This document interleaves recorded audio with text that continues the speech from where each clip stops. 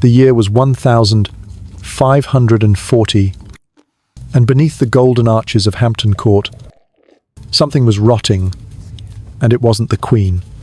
History has often reduced Anne of Cleves to a footnote, calling her the lucky one, the queen who kept her head. But what if that luck was a lie? What if the real stench, lingering in the Tudor court, came not from between her legs, as Henry whispered, but from his own ulcerated flesh, his moral decay, and his festering ego that could not accept the sight of a woman who failed to swoon before his rotted frame? This was no fairy tale of diplomatic marriage gone slightly wrong. This was the complete public degradation of an innocent woman, orchestrated by a king so consumed by disease and delusion that he could no longer tell the difference between reality and the mirror he'd shattered long ago. And the worst part, everyone played along. She came from Cleves, a German duchy swept in strict Protestant discipline and courtly order. Anne had never met Henry in person when she agreed to the marriage. All she had was a painting by Hans Holbein, and a series of promises wrapped in silk and religious politics. England needed Protestant allies. The Reformation was teetering. France and the Holy Roman Empire, both Catholic, had turned their backs on Henry. The Pope had excommunicated him. He was isolated. He was desperate. And Anne, with her brother Wilhelm's backing, represented not just a marriage, but a salvation. But the king, who had once been England's golden prince, was no longer the man immortalized in his tournament portraits. He had become something else, something monstrous. His legs oozed, pus through his stockings. His breath reeked of infection. His face was bloated with disease. He could barely walk without mechanical assistance. He was addicted to opium, tormented by paranoia, and utterly unable to perform the most basic duty of a husband, to consummate. Yet when Anne finally arrived in England in December of the year 1539, it was she who was condemned for failure. The moment Henry laid eyes on her, in a ridiculous courtly disguise meant to spark romance, he recoiled. She didn't know who he was. She didn't bow low enough. She didn't giggle like a court-trained English virgin. She didn't blush. She didn't beg. She didn't flatter. And so, in his diseased mind, the problem was hers, not his gangrenous leg, not his sexual impotence, not his breath that curdled wine. No, it was Anne's smell, Anne's face, Anne's foreignness. The king's revulsion was instantaneous, and from that moment on, it became a national performance. The wedding on the 6th of January in the year 1540 was a masquerade of cruelty. Henry stood like a grotesque statue in cloth of gold, unable to climb the steps without help, while Anne, dignified, polite, disciplined, took her vows before a kingdom already mocking her. The marriage was never consummated. He never even tried.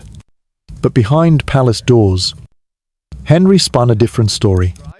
He told physicians her breasts were sagging, that her belly was loose, that she smelled of rotten fish. He needed everyone to believe that he, the man whose own body was decomposing while still alive, was the victim of sexual horror. And the court, hungry for survival, played along. The maids snickered. The nobles whispered. Poets composed verses ridiculing German women.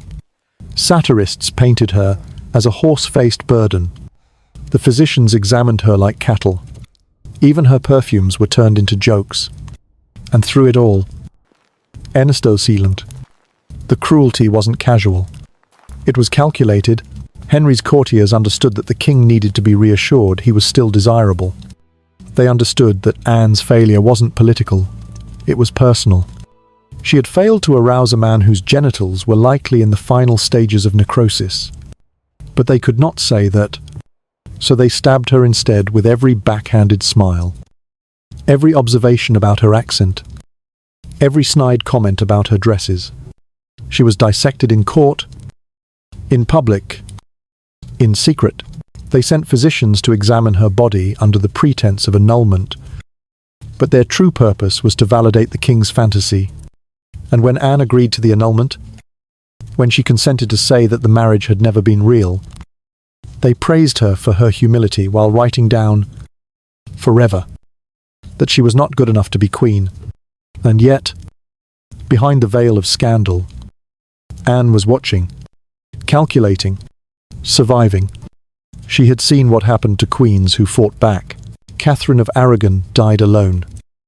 In exile, Anne Boleyn died screaming, her blood soaking the scaffold. Anne of Cleves would not be next. So she smiled. She bowed. She accepted her new title, the king's sister. She took the land he gave her. She took the money. She took the palace. She lived. While Henry rushed into the arms of Catherine Howard, a teenager Anne withdrew into comfort. She was 24 years old.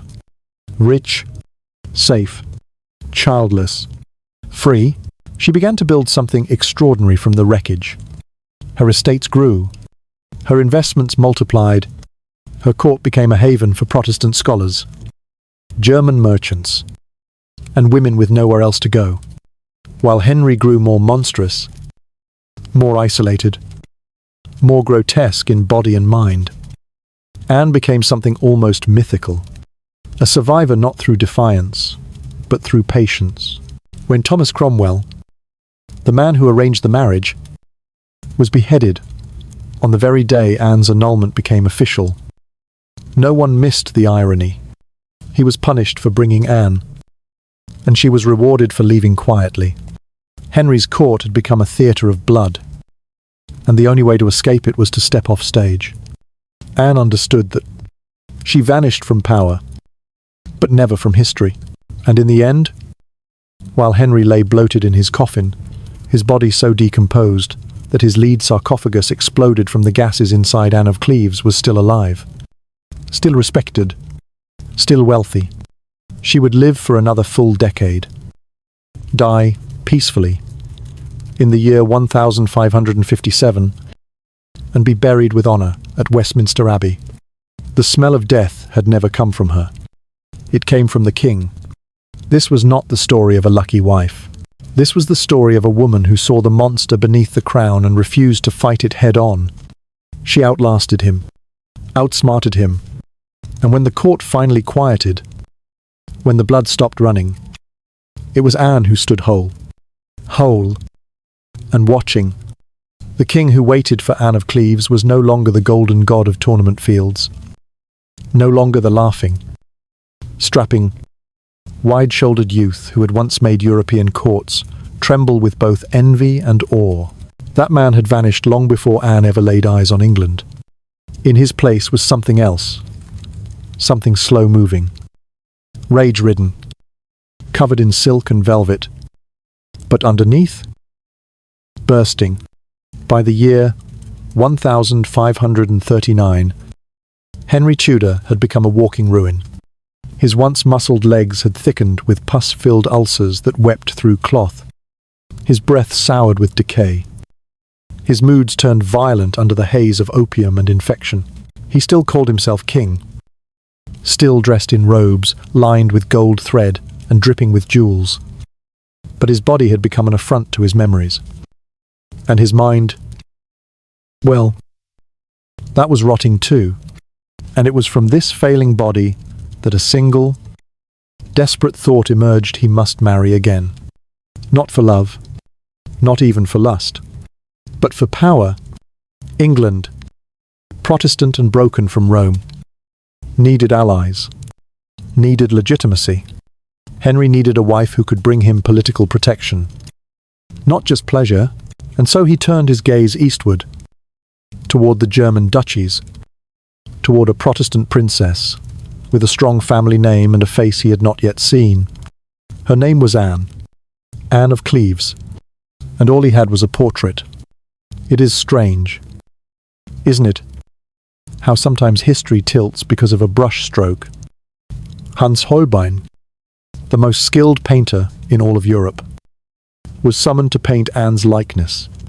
He was not told to flatter, but he was not told to be cruel either, and so he painted what he saw: a serious, solemn-faced woman in her 20s, dressed in the stiff fashion of her native court, her headdress framing her face like a carved archway. There was no cleavage, no sparkle, no coy turn of the lip, but there was dignity, and perhaps that was the problem.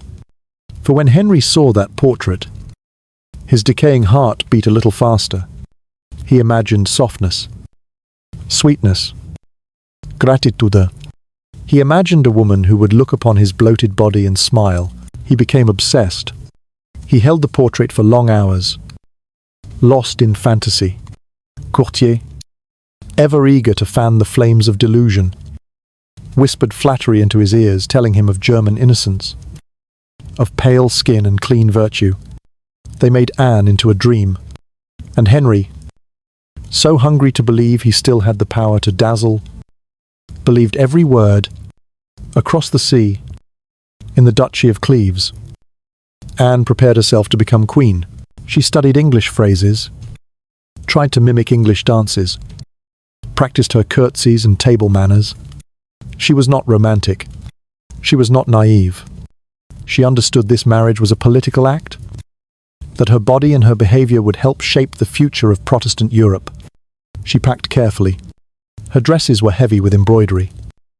Her jewels selected to impress, but not overpower. Her chests were filled with silks, not only to clothe her, but to signal her brother Wilhelm's wealth.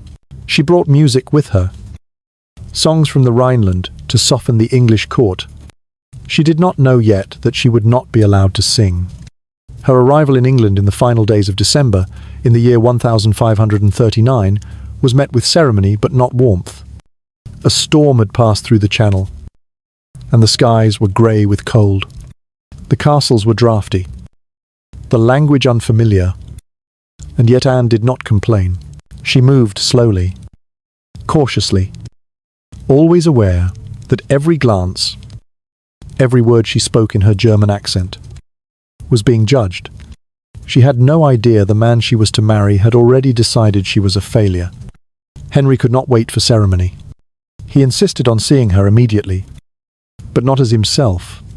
No. He wanted drama. He wanted romance. And so he arrived at Rochester, in disguise, dressed as a simple messenger, hoping to catch her off guard, to see the light of recognition and passion spark in her eyes. It did not come. Anne had never seen him before. She did not know the custom. She was confused, polite, stiff, and Henry crumbled. The fantasy collapsed in an instant. The woman before him was real, and that, for him, was the worst thing she could have been. He said nothing at first, but his face twisted, darkened. He turned from her quickly. Those closest to him noticed the change immediately. That night, the complaints began. He muttered about her appearance, said she looked old, said her breath was sour, said she smelled. There were no facts to support this. None. But the damage had been done. Anne had failed to validate his fantasy. And now, he would destroy hers. Still, the wedding had to proceed. Diplomacy demanded it. And so, on the 6th day of January, in the year 1540, the ceremony was held at Greenwich Palace. Anne wore heavy gowns of crimson and gold, her long sleeves trailing behind her like banners of war. Henry looked stiff, angry, and pale. He did not smile. He barely spoke. And those who watched from the pews of the great chapel did not cheer, they held their breath, as if the very air knew something was wrong. That night, the king did not consummate the marriage, nor the next night, nor the one after.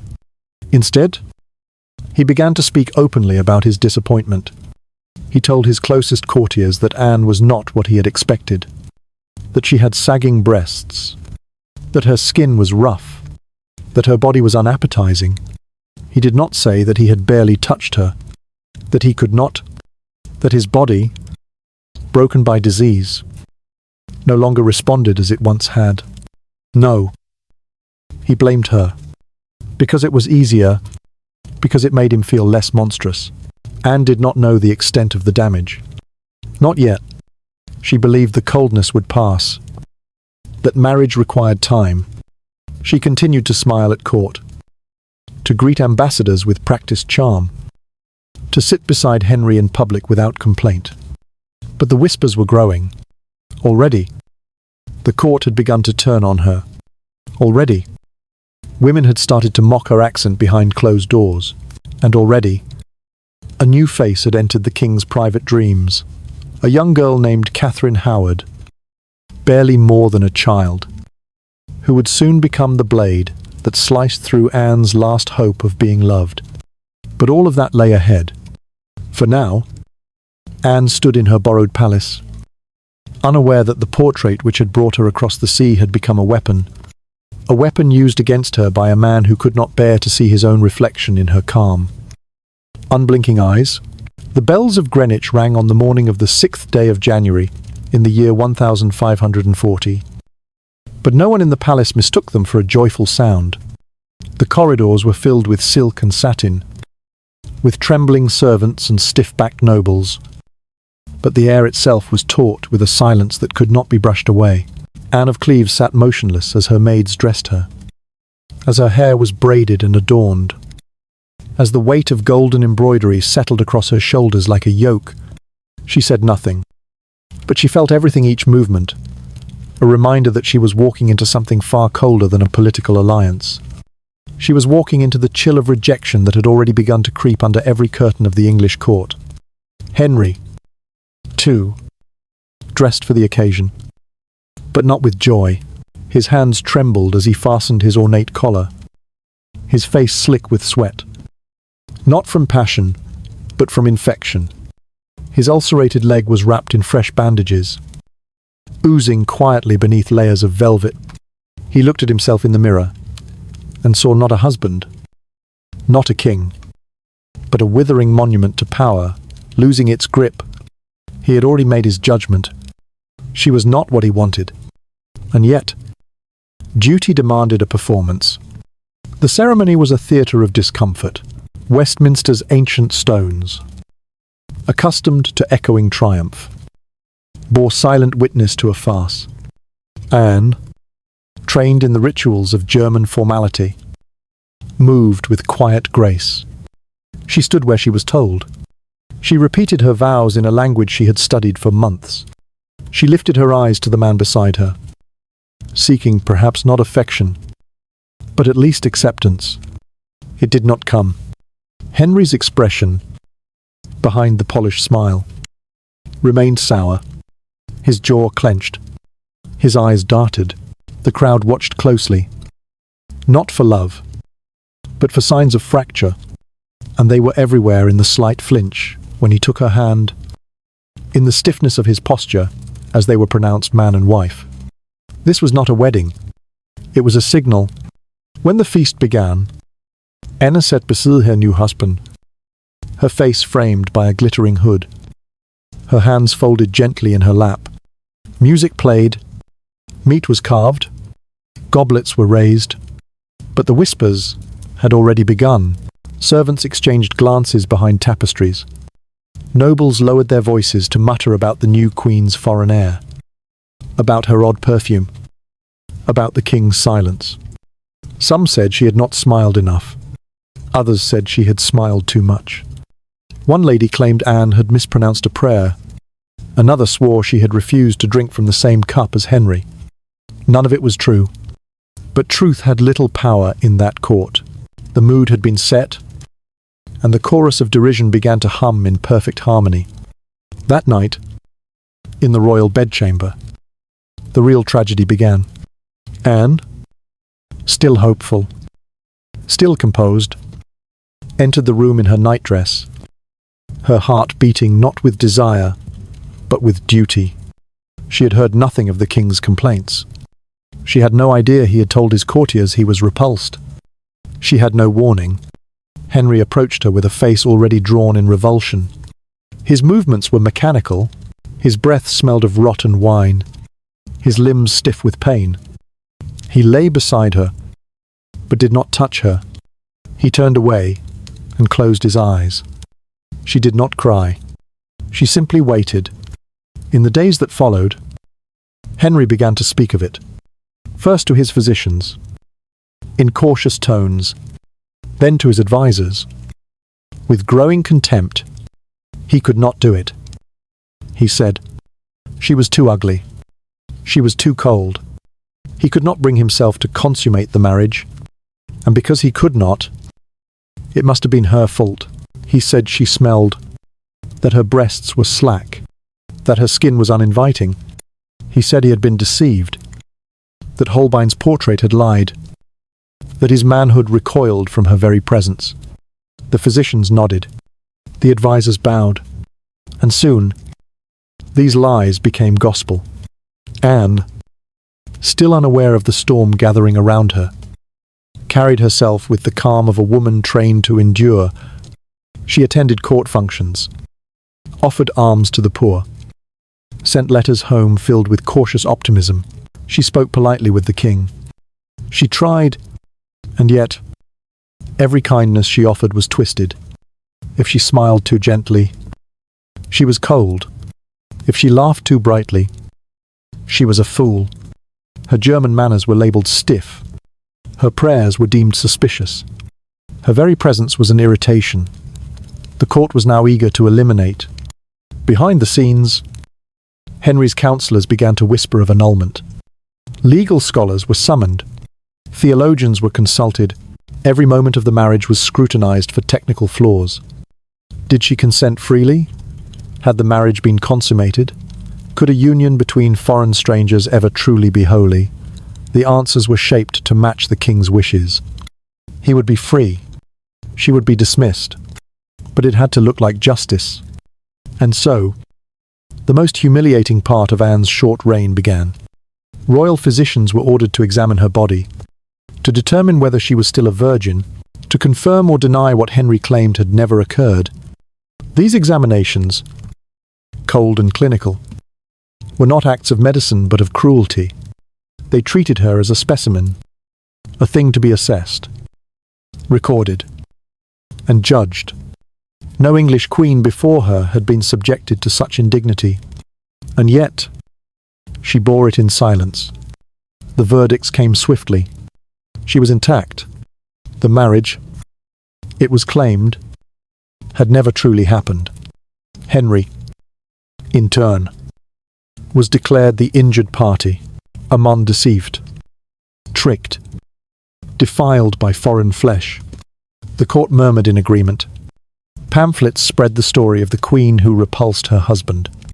The people whispered of the German bride, with the stinking body and the dead eyes. And Anne, surrounded by hostile faces, began to understand that she had been brought to England, not to be queen, but to be blamed. But even in the midst of this slow, cruel destruction, Anne did not shudder. She did not protest. She did not rage. She studied the silence around her and understood its message. She would not be Catherine of Aragon, clinging to marriage and dignity until the end. She would not be Anne Boleyn, demanding justice until the axe fell. No, Anne of Cleves would choose a different path. She would surrender, and in doing so, she would survive. She could hear them before she saw them, the soft tittering behind painted fans. The clipped whispers spoken just loud enough to sting, but not so loud as to accuse. They were the women of the court, the ones who once curtsied deeply before her and called her Majesty, now sitting 2 cushions apart, bending their heads toward one another, murmuring mockery in the sweet tones of sisterhood. They mimicked her accent with cruel delight. They rehearsed her missteps like actors in a play, and always, behind their eyes, was that sharp glint of survival, the knowledge that the king no longer wanted his queen, and that it was safer to wound her than to stand beside her. In Tudor England, kindness could be as fatal as rebellion. Anne of Cleves had lived a life of order before she crossed the sea rules. Etiquette, respect, but nothing in her brother's disciplined court had prepared her for the exquisite cruelty of English politics. where every lace trim, every turn of phrase, every sigh in the wrong direction could be catalogued as evidence of treason or stupidity. She tried to carry herself with dignity. She rose early, attended chapel, wore the finest silks gifted from her dowry, and smiled with quiet, measured warmth. But it was never enough. Her sleeves were too long. Her laugh was too reserved. Her prayers too German. In their eyes, she was not just foreign. She was wrong. The ladies-in-waiting had once offered her comfort little gifts of lavender, careful bows, stories about English customs, told with patient smiles. But now, under the king's withering disapproval, they had transformed. Their stories became parodies. Their gifts became jokes. They told the court that Anne smelled of herbs and wet wool. They reported that she walked too heavily, that she snored, that she spoke to her maids in conspiratorial tones. One even swore she had seen Anne cross herself in the Catholic fashion. A sin in Protestant England. It was not true, but truth no longer mattered. Henry needed his excuse, and his court built it for him. Brick by brick, lie by lie. Anne understood none of it fully at first. Her English was improving. But the venom of gossip is subtle. She sensed the change more than she grasped it. The glances that lingered too long. The laughter that died when she entered the room. The sudden silences around corners. And when she turned to those she trusted, they, too, had vanished into caution. Even the German advisers who had accompanied her began to keep their distance, sensing the shift in wind, unsure whether proximity to their mistress would cost them their positions or their heads. The king, meanwhile, was growing more distant by the day. He no longer invited her to dine. He no longer addressed her directly in public. His eyes slid over her like she was furniture useful once. But now in the way, he had begun to summon a new presence to court. A girl so young she still laughed without hesitation. Catherine Howard, a niece of the powerful Howard family, barely out of girlhood. A mirror of innocence and pleasure, polished carefully to reflect the king's lost youth. And he adored her. Anne could not avoid the comparison. How could she? Catherine's name was on every tongue. Her giggle, a new perfume in the halls. Her glances toward the king, so practiced they felt like spells. Henry's face softened when she passed. He lifted his heavy body to follow her across the room, and Anne, wife in name only, was expected to smile. She did. She had no other choice. She began to attend court functions where Catherine stood at the king's side, her cheeks flushed with triumph, her bodice cut low, her voice sweet as honeyed wine. Anne sat 2 places away, hands folded, lips curved in something that resembled a smile but cost her everything. The women beside her watched with delight, cataloguing every flicker of discomfort, every stiff gesture. It became a performance, a queen watching herself be replaced, while applauding the performance of the girl who would take her place. At night, Anne sat alone in her chambers. The fire burned low. Her letters home remained unanswered. Her maids, once cheerful, now spoke only when spoken to, and she stared at the velvet-covered walls and wondered how dignity could feel so much like a cage. She had done nothing wrong. No adultery, no treason, no rebellion. Her only sin had been existing in a body the king could not love. And for that, she was being slowly erased. Even the tapestries seemed to turn against her, those scenes of chivalry and triumph, of queens embraced and crowned, mocked her now. Her reflection in the polished silver seemed thinner than before, her eyes darker, her mouth drawn. She tried to write to her brother Wilhelm, but what could she say? That she had become a ghost in her own marriage, that the man who had married her had never touched her, and now avoided even the echo of her footsteps. Outside her chambers, the court grew drunk on its own cruelty. Satirical poems began to circulate, mocking her German manners, her supposed stupidity, her imagined smell. One likened her to a cold trout dragged from the Rhine. Another called her a mare too old for the saddle.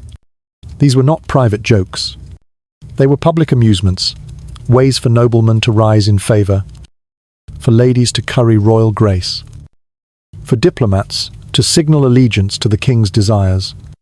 Anne had become not just unwanted, she had become entertaining. And still, she said nothing.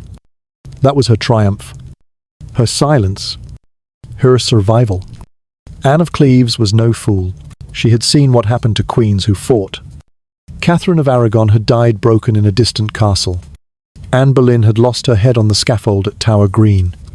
And now, the wind was howling again, ready to sweep another woman from the pages of history. But Anne would not scream.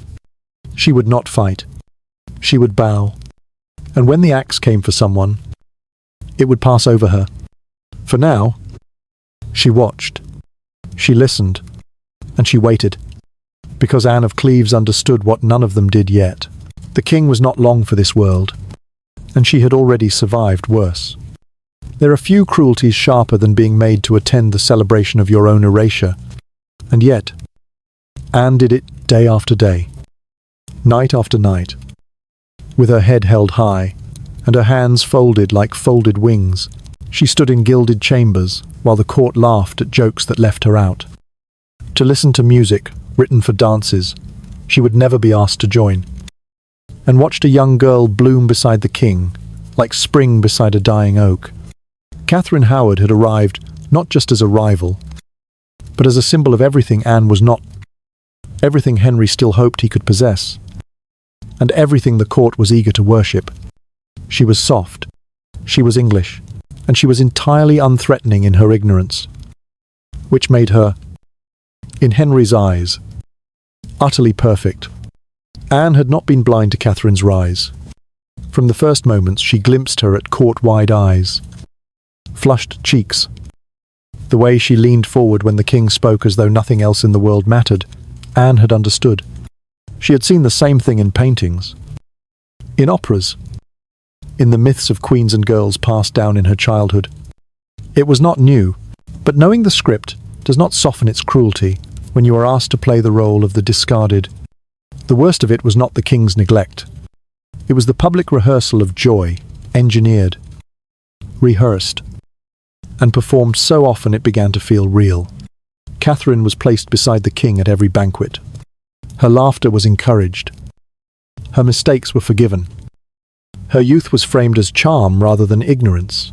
Henry, half-rotted and drugged with poppy and pain, lit up in her presence, sat straighter, smiled wider. Courtiers noticed. They mimicked his gaze. They spoke of Catherine as if she were already queen. Anne was still the wife, still signed her letters as such, still walked under the archway marked for queens. But the court had moved on. In its heart, the throne had shifted. Anne could not compete, nor did she try. That was her genius. To have reached for Henry's affection then would have been a humiliation layered upon the one she already bore.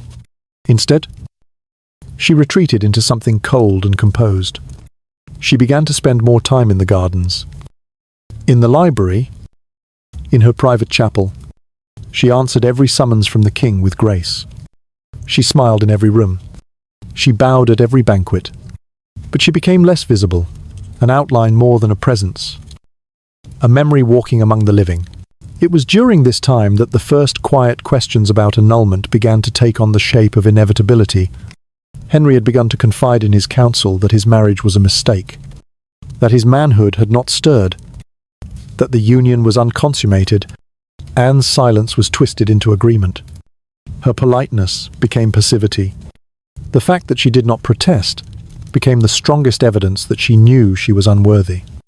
Behind her back, the legal groundwork was already being laid. The king, the same man who had once gushed over her painted portrait, now moved to unmake her with pen and parchment. And still, unhindered, she knew, of course she did, The eyes of her household had changed. Her letters took longer to reach Cleves. Her funds were examined more closely. Even her meals felt cooler. But she said nothing. She had learned, by then, that speaking truth in Henry's court was not a defense, it was a provocation. And so, when courtiers asked her how she was, she smiled. When Catherine brushed past her on the stairwell, perfumed and triumphant, Anne stepped aside. When the king refused to meet her gaze, she looked at the floor. Then came the most bitter invitation of all. The king's household, with ceremony and calculation, announced a grand festival, a series of entertainments to be held in the royal gardens. There would be dancing, there would be hunting, there would be masque and music, and it would be held in honor of the court's renewed joy. No one dared say it aloud, but everyone knew it was a celebration of Catherine, of her presence, of the new life springing up beside the old king's fading strength. And Anne, still queen in title, was expected to attend. She went, dressed in silver and pale green. She arrived in the lower gardens just before twilight. The air was soft and warm. Candles hung from trees. Servants moved like shadows with goblets and platters. Musicians played melodies that twisted like vines around the branches. And there she saw them, Henry and Catherine, sitting beneath a carved pavilion draped in Tudor red. Catherine leaned close, whispered something into the king's ear. He laughed. A low, wheezing thing. But it was laughter all the same. Anne stood there. For a moment, apart from the crowd, then she walked forward. She smiled. She bowed. She accepted a goblet. She let the music drift through her like wind, and though every glance felt like a dagger, she did not bleed. No one applauded her presence, but no one could deny her dignity. That night, when the festivities faded and the king retired with Catherine at his side, Anne returned to her rooms in silence. She stood before the mirror, removed her headdress, and looked into her own eyes for a long time. There was no rage in her, no tears, only the slow, measured breath of someone who understood that the storm was still coming and that she would weather it as she always had. With quiet, with clarity, with the kind of strength that did not shout or strike, but simply endured. The girl who had replaced her would soon be crowned in all but name, but Anne would still have her mind, and in that court of trembling masks and painted smiles, that was the one weapon no one could take from her. It did not begin with blood, or betrayal, or even a formal proclamation. It began with a question softly asked, gently pressed into the silences between court conversations. Had the marriage been consummated? Had the king touched her? Had there been between them any evidence of union at all? These questions slipped through the palace like smoke, spoken not as accusations, but as concerns that cloaked cruelty in the velvet of diplomacy. Anne. Of course. I heard them. They reached her in whispers through trembling servants and uncertain glances. She knew what they meant. She had not been loved, and now the court demanded she admit it. The summer of the year 1540 was heavy with heat and suspense. The king had withdrawn from her entirely by then, his attention consumed with the giggling Catherine Howard, his rage fed daily by whispers from his counsellors. Anne saw the change reflected in the faces around her. Doors that had once opened easily now took longer to unlock. Invitations that once arrived with gold seals now came late or not at all. But the sharpest blade was yet to come. And when it did, it came dressed as protocol. They summoned physicians. Not for the king whose legs were now seeping constantly through his stockings, whose breath sickened even the most devoted courtiers, but for her, the queen, or rather, the woman soon to be declared, never queen at all. These physicians arrived with quills and ledgers, with soft hands and colder eyes. They did not speak to her as a person. They spoke to her as evidence, She was to be examined, they said, to determine whether or not she was intact, whether or not she remained a virgin, whether or not the king's claims of a marriage never truly begun were rooted in physical fact. Anne stood before them like a statue carved from the shame she had been forced to carry. She undressed with the help of a silent maid, and lay upon a bed, not unlike the one she had once waited in for her husband. But this time, she waited not for love or even rejection, but for judgment. They examined her skin, her hips, her thighs.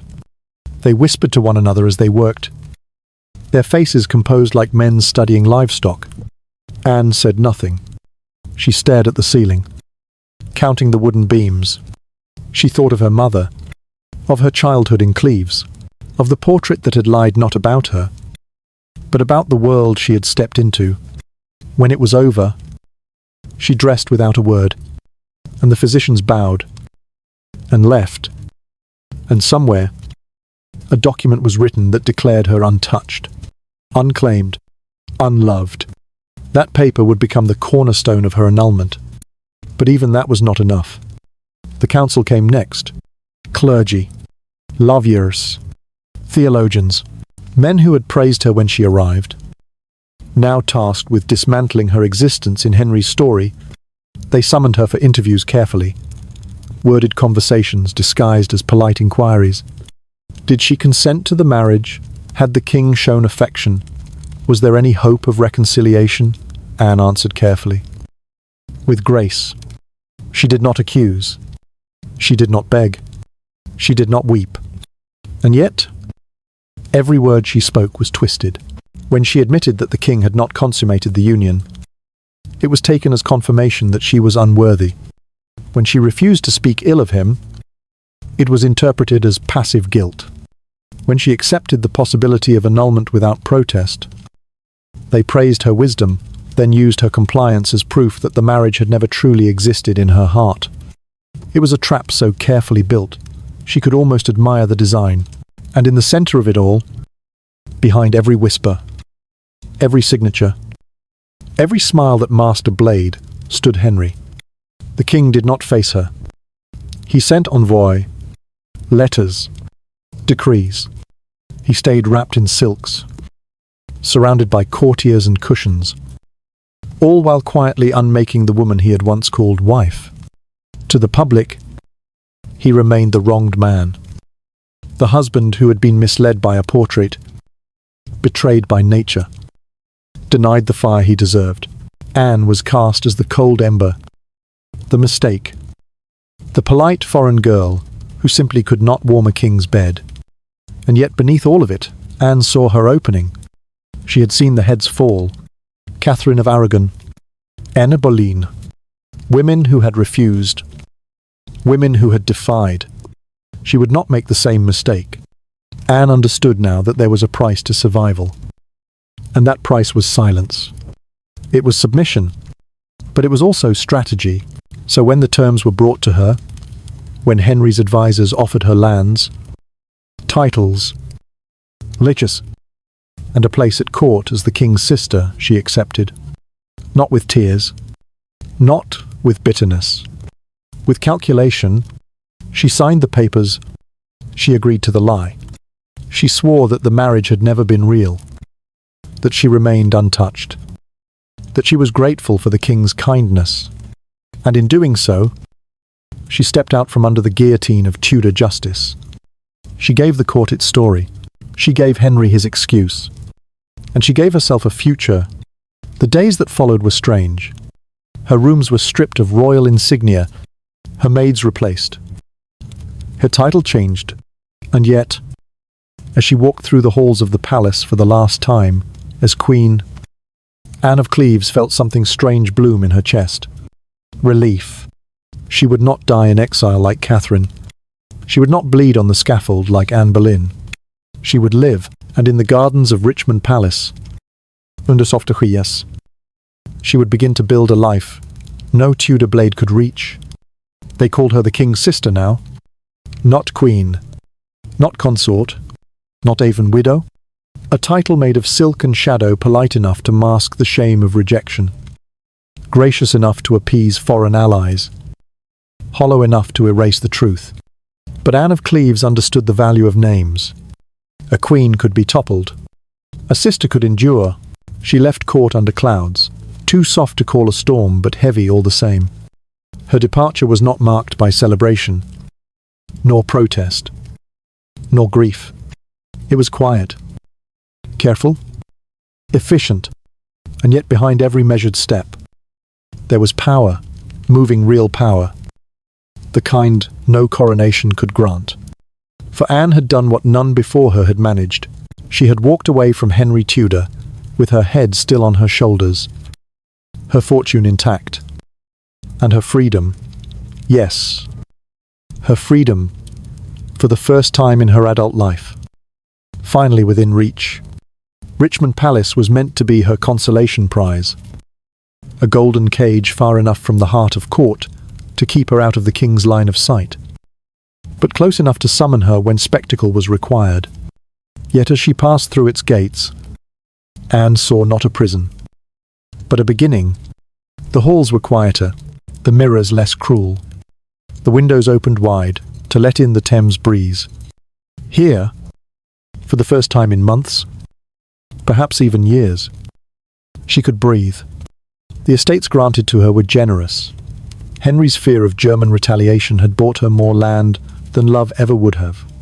She had manors, farmlands, household staff, horses, tapestries, income from rents, and the right to entertain foreign guests. But what she truly had, for the first time, was space. Not just physical space, though the gardens at Richmond rolled out like green sighs against the riverbank, but emotional space, political space, space to think, space to listen, space to build something beyond survival. Anne did not waste it. She began quietly, as all wise women do. She reviewed her household accounts personally, restructured her staff with discreet efficiency, and appointed stewards who understood both her language and her vision. The kitchen served meals not just from England, but from her homeland: thick broths, dark breads, spiced wines, and the people who worked beneath her roof began to whisper not about her failure as queen, but her kindness as mistress. She paid on time. She listened. She remembered names. She gave gifts not to show power, but to restore peace. She wrote letters not to plead, not to beg, but to connect. To her brother Wilhelm, she sent careful updates threaded with insight about English politics. To the Protestant reformers she had met before marriage, she offered support, discreet patronage, and refuge when needed. German merchants in London began to meet in her parlours. Lutheran scholars found her library unusually well stocked. Even members of the English gentry, especially those uneasy with the king's tyranny, began to stop by Richmond when the court grew too dangerous. They spoke to her with deference, not because she wore a crown, but because she had survived one, and still when the court called, she came. Anne was too intelligent to believe herself invisible. Her status as the king's sister came with obligations as well as protection. She appeared at royal banquets when summoned. She stood in the gallery during key ceremonies. She sent gifts to Henry on his name day, and wrote letters filled with warmth and gratitude. Every gesture was designed to keep her exactly where she wanted to be, close enough to matter, far enough to escape.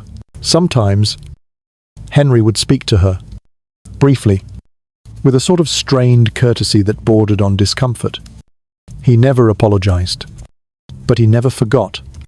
In his weaker moments, perhaps, he wondered why this woman had not screamed, not fought, not broken under the weight of rejection. And in those moments, Anne would smile softly, bow slightly, and say nothing. Her silence, once used against her, had become her shield. Behind the palace walls, Catherine Howard now reigned as queen, and Anne watched, not out of envy, but with the strange ache of recognition. She saw the same patterns youth mistaken for safety, Laughter mistaken for loyalty. Beauty mistaken for invincibility. Catherine was not unkind. In truth, she had little power to be anything at all. She was a child, paraded through rooms that would one day swallow her whole. Anne knew this. She had seen the glint of the axe in laughter before, and so she waited. And while she waited, she planted. The gardens at Richmond became her refuge, but also her metaphor. Anne of Cleves was not merely tending flowers. She was cultivating a life. She invested in agriculture. She introduced techniques from her homeland that doubled yields and improved crop health. She negotiated leases with clarity and foresight. Local tenants came to regard her as a fair landlord, one whose interest was not just profit, but sustainability. And when the king's ministers sought new revenue, they found that the former queen's estates were more profitable than many of the crown's own lands. Her finances grew, her reputation shifted, and somewhere beneath the weight of what had been taken from her, Anne began to recognize something that neither Henry nor his courtiers had ever considered. She was free. She was not Henry's prisoner. She was not his wife. She was not his widow. She was not his enemy. She was not his. And within that absence, within that space, left hollow by a crown never truly worn, Anne of Cleves built a kingdom of her own. By the time the bells tolled for Catherine Howard, Anne of Cleves had already learned how to hear them without flinching. It was not a public sound at first, not the grand toll of Westminster or the slow knell of death, but a quieter kind of signal. The hushed rustle of court skirts, the sudden stillness in the hallway, the way letters arrived with too much formality, folded too tightly. Anne knew what it meant. She had lived through it before. The gaze of the king turning cold, the jesters falling silent, the Queen's name whispered like a prayer no one believed would be answered. Catherine Howard had walked into the storm thinking it was a dance. Now, she was being dragged out of it like a shadow. Anne did not rejoice. She simply watched. The girl who had once laughed behind fans and played the ingenue now stood accused of adultery, treason, betrayal. Words Anne knew too well, for they had hovered over every woman who dared share Henry's bed.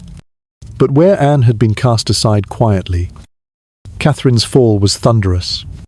The king's grief turned to rage, his sorrow curdled into vengeance. And just like that, Anne became something extraordinary. Not a rival, not a victim, but a survivor. From Richmond, she watched the court unravel. Rumours drifted across the Thames like mist of Catherine's confession, of the men named beside her, of the axe being sharpened. Again.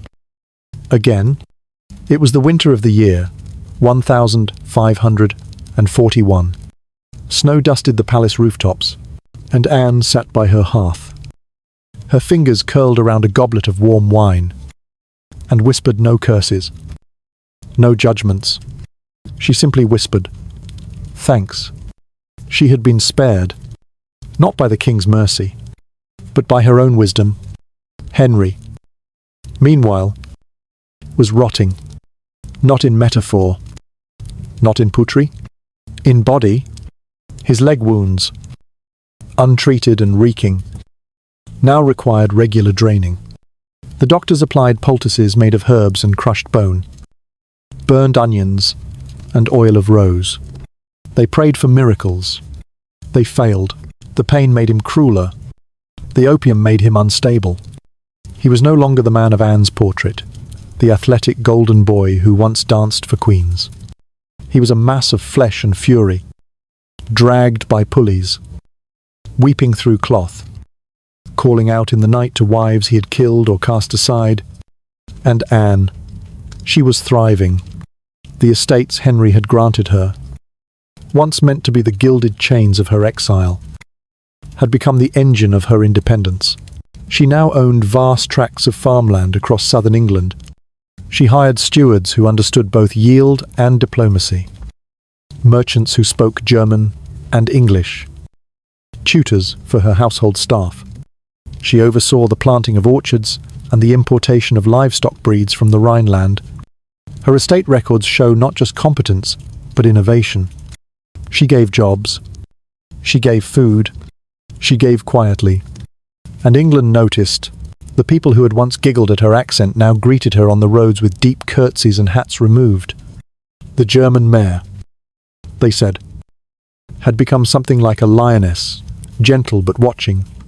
She walked through local markets without guards. She sat in chapels beside the poor.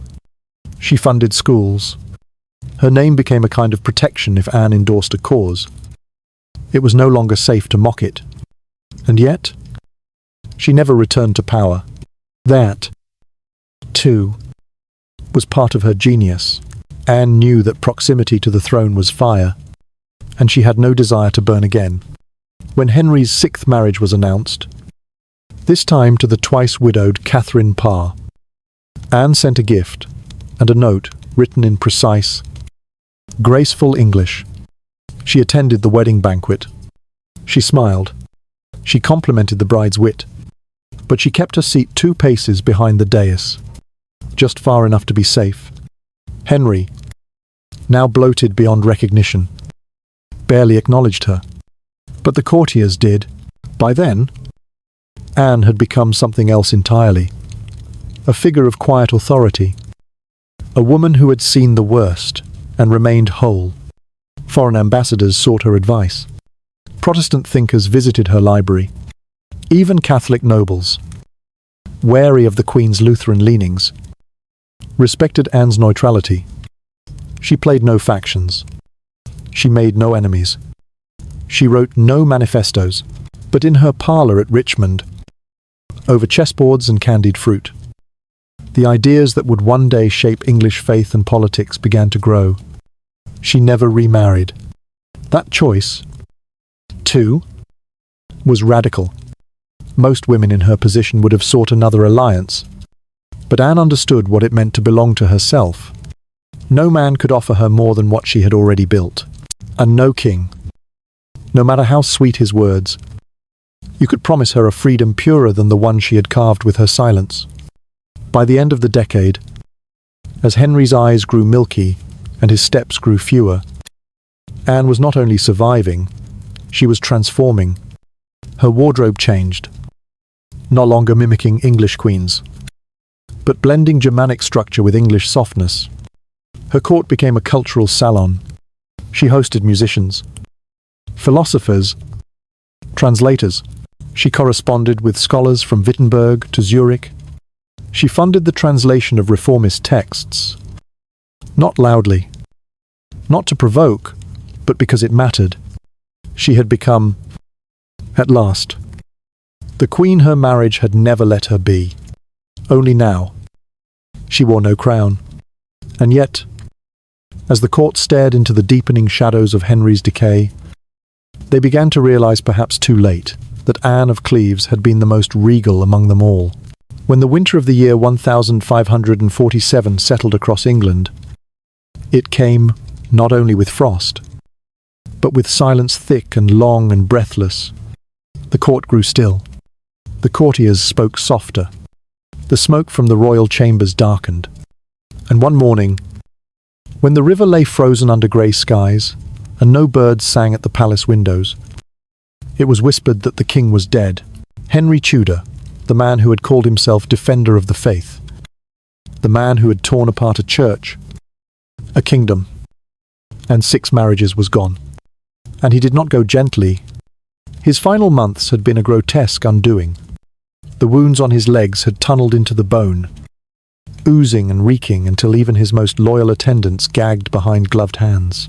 His face had swollen, his eyes dulled, and his nights were haunted with visions of heads he had ordered cut, of wives he had broken, of heirs he had failed. The once great monarch, whose word had once struck fear across Europe, died, bloated, drugged, and tormented by his own ghosts. So foul was the state of his body that when they sealed him in his coffin, the gases of decay built up faster than the carpenters expected, and days later, that coffin, locked in sacred stone, cracked open, and bled its poison into the church floor. Anne of Cleves did not weep. She did not wear mourning black. She did not stand at the catafalque. She did not make speeches or declarations or burn candles for a soul she knew had never truly made room for hers. But when she received the letter bearing the news, when she unfolded the parchment with hands as calm as a winter pond, she did sit by her window for a long time and simply looked out at the garden he had never once seen. She whispered, very softly, "He is gone," and then she turned back to her work. Because Anne of Cleves was not a widow, she was not a queen dowager, she was not the beloved consort of a fallen sovereign, she was something stranger, something stronger. She had been erased, humiliated, dissected, repurposed, and had survived every chapter with her mind intact, and her dignity sharpened into something unbreakable. She had seen queens crowned and destroyed. She had watched courtiers rise and rot. She had walked through the fire and learned how to step without smoke clinging to her skirts. She had not won her crown, but she had outlived the hand that tried to place it on her head only to yank it away. Now, the court turned again. Edward, the boy King Henry's sickly son with Jane Seymour, was crowned, and in those first uncertain months, when Protestant reformers once again found room to breathe, Anne's name began to reappear. Quietly, respectfully, she was invited to court, not as decoration, but as a voice. She had known the German princes. She understood the Lutheran mind. Her letters were answered quickly. Her advice, though never given publicly, helped shape the tone of a new England. But she never moved back. Richmond was her kingdom, and there she ruled with no crown. She sponsored scholars and funded translations of German religious texts into English. She employed tutors for girls who would never see the court. She sent barrels of preserved fruits to the poor in cold months. Her rooms smelled of lavender and ink and parchment, and sometimes, when she sat by the fire, she would read aloud from books no other queen before her had ever touched. Time passed, and when the fires came again, when Queen Mary rose to the throne in the year 1553 and lit the kindling beneath the feet of heretics, Anne was ready. She had kept her Catholic ties warm, had never spoken too loudly of reform. Mary, who might have had reason to fear her, instead welcomed her, not warmly, but with respect. Anne, after all, had once been a princess of Cleves. She had played the game of silence better than any other woman at court, and even Mary could admire that. Anne did not die in disgrace. She did not flee. She did not burn. She stayed, and then, on a quiet day, in the year 1557, her heart finally stopped. There was no blood, no betrayal, no blade, just stillness. She died peacefully, at her estate, surrounded by attendants who had known her laughter, not her scandal. The news reached London slowly. Some expected the court to ignore her, but they did not, for by then, Anne had become something else, a symbol of the woman who could not be broken, who had been used and discarded, and yet had built something lasting from the ruin. They buried her in Westminster Abbey. No other of Henry's wives lay there. Not Catherine of Aragon, exiled and heartbroken. Not Anne Boleyn, whose blood had soaked Tower Green. Not Catherine Howard, whose scream had echoed from the scaffold. Only Anne, the woman who had signed away her queenship, who had called herself sister to the king who once called her disgusting, who had smiled through mockery and turned it into sanctuary. Her tomb bears no boast, but the legacy she left behind does not need marble to stand. Anne of Cleves defeated a tyrant, not by raising her voice, but by choosing when not to speak. She turned rejection into a negotiation. She turned exile into influence. She turned silence into sovereignty. And when all was done, when the court moved on, and the throne changed hands, and Henry's bones dissolved into dust, it was Anne who remained. alive, respected, free.